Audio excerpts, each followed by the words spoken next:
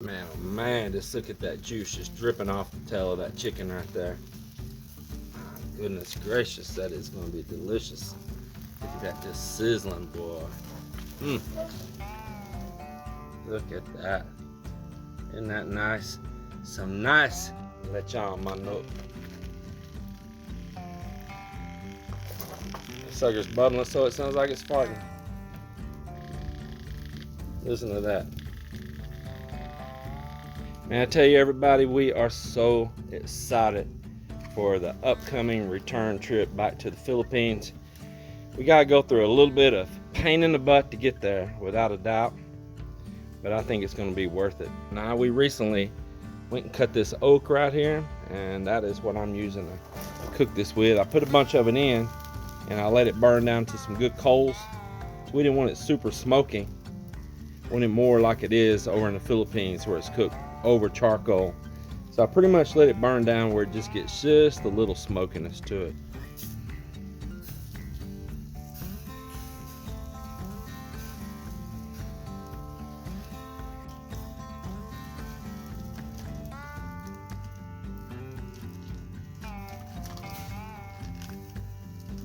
Yeah, this is what we are doing with the chickens we raised. This is one of those baby chicks right here. Yes, it is one of them. Yeah, we are trying to use everything up before we go to the Philippines. So Melinda wanted lechon manok. So it's kinda.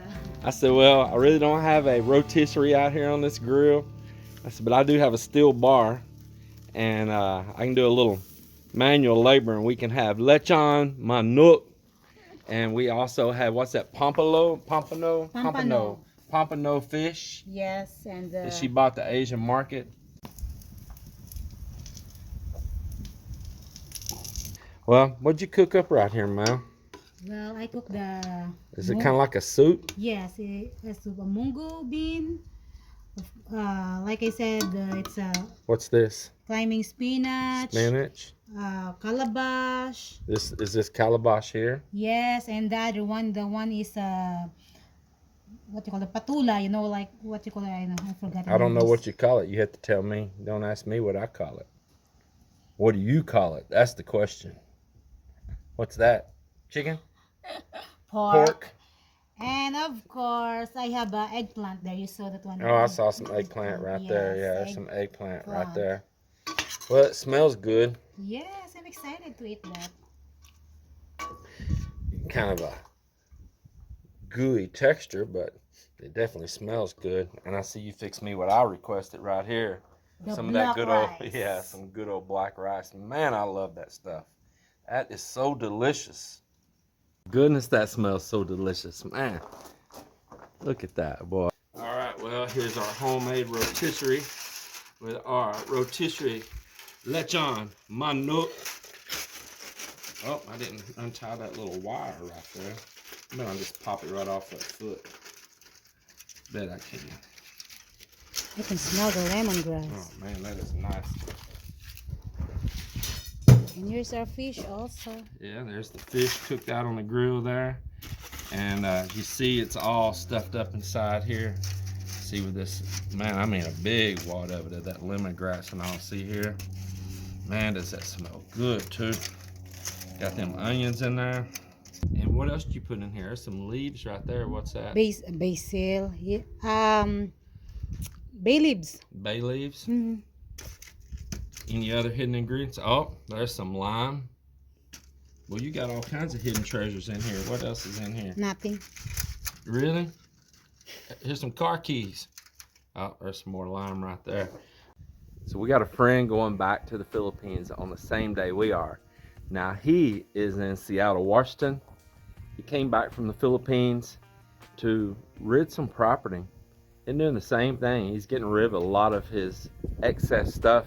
Now he says he's going to get rid of all his stuff in the U.S.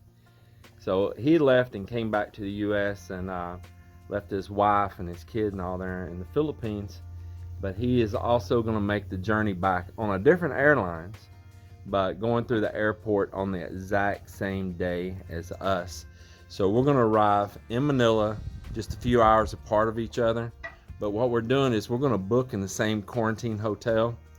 And hopefully if we all get a negative test result and we get released, we'll be able to go out a little bit and hang out a little bit there in the Philippines once we finish our quarantine, you know, waiting for our test results, which takes anywhere from like a day to 2 days to get.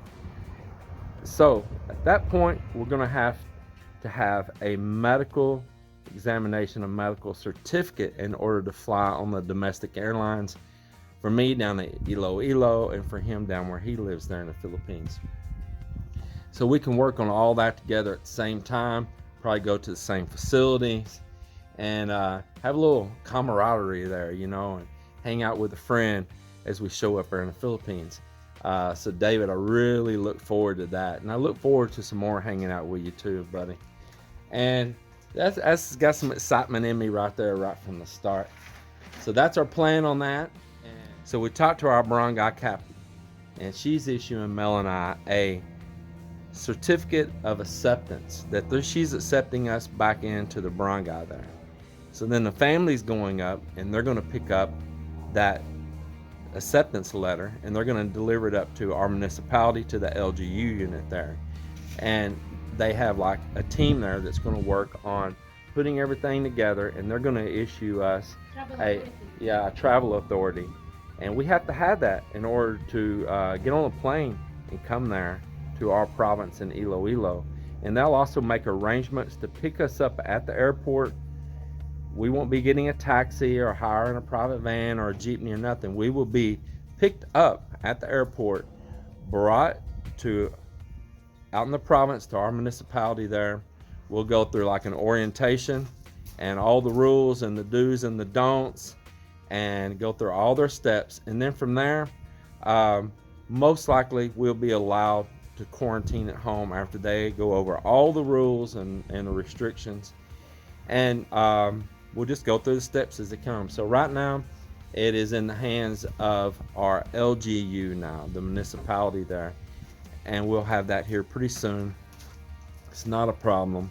And hopefully we will be back there at our house at the beach. Now we're still probably 2 weeks away from our flight time, probably a little less than 2 weeks now, but you need to get all these things done in advance. Don't wait to the last minute in case there's a problem. So we are working on that diligently right now, and everyone's been so nice and so helpful that I just don't see any kind of problem coming up whatsoever. Here in this ballot buying box that I'm preparing to send over, that I'm gonna send over some tools, some power tools from the US. There's some routers and different tools like that, sanders, that I want over there for projects that I'm gonna be working on. And I could buy them in the Philippines, and the Philippines is on a different voltage than North America is. So of course, if I take these tools from there, they're not gonna work there. I'm gonna have to have a step down transformer, and they can get pretty costly. But the tools can get pretty costly too. And I noticed a lot of the tools that are sold there as DeWalt and as Makita and these different brands, they are Chinese clones. They are not real. You can tell by the cheap, low quality plastic. You can tell by the cheap power cords on them. I mean, I know what their tools are and how they're built. The color will be just a little off. It ain't quite their design, and they'll throw their name on it. And there's a lot of that cloning going on over there. They try to pass off a lot of stuff, I tell you. Well, I have some name brand tools here, and I have a lot of duplicates, extras of these name brand tools. So what I thought I would do is, being that we're on an off-grid system there and we're running solar inverters and chargers and all there, is that I would bring over a 3,000 watt inverter that I have here.